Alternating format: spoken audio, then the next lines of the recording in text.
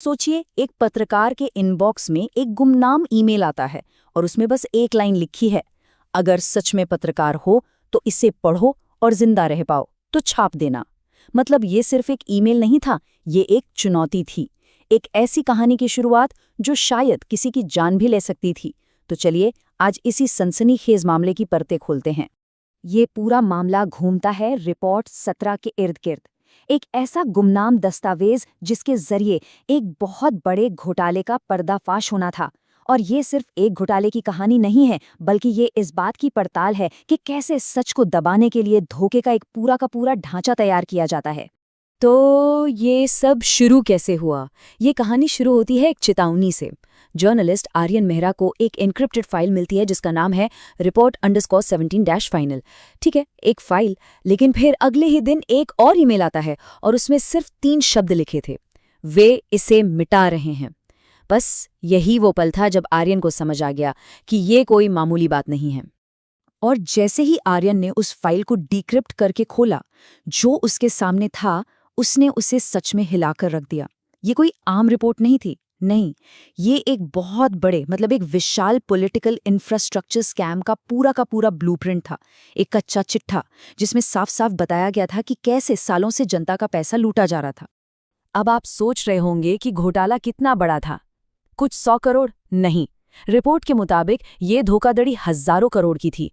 और ये कोई 1-2 साल से नहीं, बल्कि पिछले 8 सालों से लगातार चल रही थी। सोचिए, एक ऐसा जाल जिसे इतनी चालाकी से बुना गया था कि किसी की पकड़ में ही ना आए। और जानते हैं, सबसे हैरान करने वाली बात क्या थी?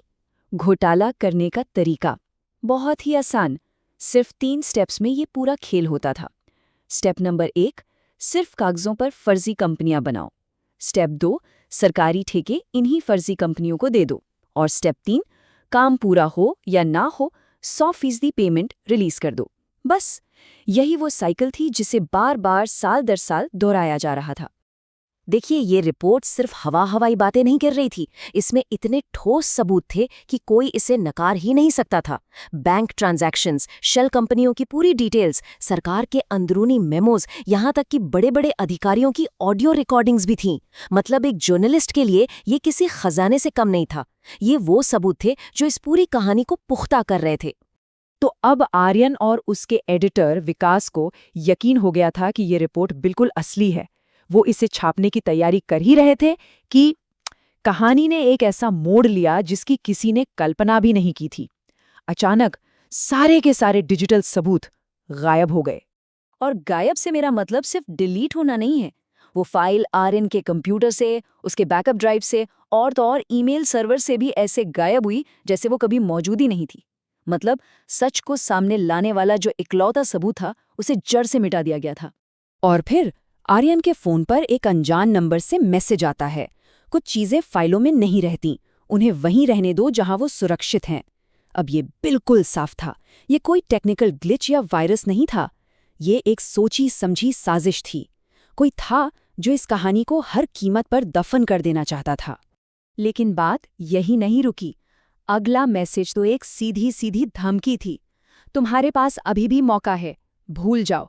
ये साफ इशारा था कि इस पूरे घोटाले के पीछे जो लोग हैं वो बहुत ताकतवर हैं और वो अपनी पहचान छिपाए रखने के लिए कुछ भी कर सकते हैं।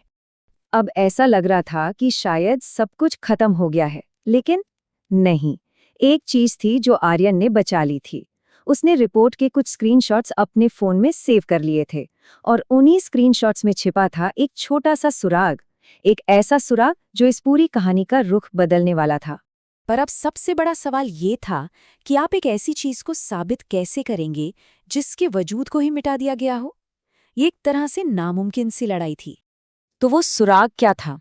रिपोर्ट के हर स्क्रीनशॉट के फुटर में, मतलब सबसे नीचे, एक कोड लिखा था, R17/SECD/INT।